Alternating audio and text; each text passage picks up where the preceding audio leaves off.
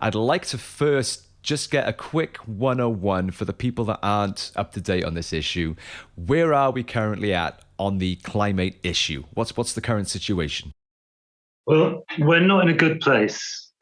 We've known this has been coming for decades. We've had governments issuing warm targets and ambitious plans for the last couple of decades. We saw a disappointment at COP26 last year, November last year in Glasgow, when even the targets were agreed. The scientists were saying these weren't enough to stop. We've known about the worst excesses of climate change if we don't keep global warming below 1.5 degrees. And the targets that were raised at COP26 weren't far reaching enough, weren't ambitious enough, and weren't speedy enough. And to back that up, because people like myself were saying that after COP26, and to some people that, oh, it's the usual suspects, we can never do enough for them. But to back that up, we had the recent IPCC, the International Panel on Climate Change Commission report, which said really starkly, in the starkest language they've ever used, that we are failing massively. We are so far behind where we need to be to keep global warming at 1.5.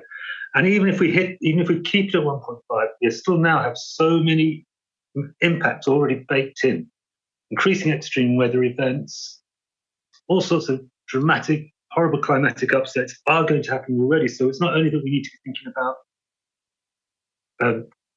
lessening the impacts of climate change, but also how we build in the adaptation and resilience to do what was already going to happen. So we're not in a good place, and we've already got a UK government that is trying to backtrack on its agreements from COP26. But at the same time, I'm not by nature a pessimist. We are also in a good place in that awareness has never been higher. And what was inspiring for me at COP26 and in recent events that I've been to is we're starting to hear more from marginalised voices. While all the usual business as usual men in suits patting each other on the back was going on at COP26, there was also strong representation from indigenous communities around the world, making their voices heard and highlighting, because these are the communities that are being impacted already by the effects of global warming.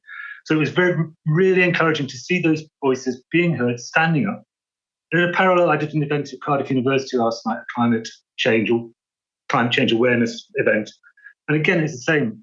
Voices of young people, and going back to Greta Thunberg, people who are being affected by this, people whose future is going to be affected by this, are speaking up. So we're not in a good place, but there is hope because a lot of people are aware of this and a lot of people are trying to do the right thing.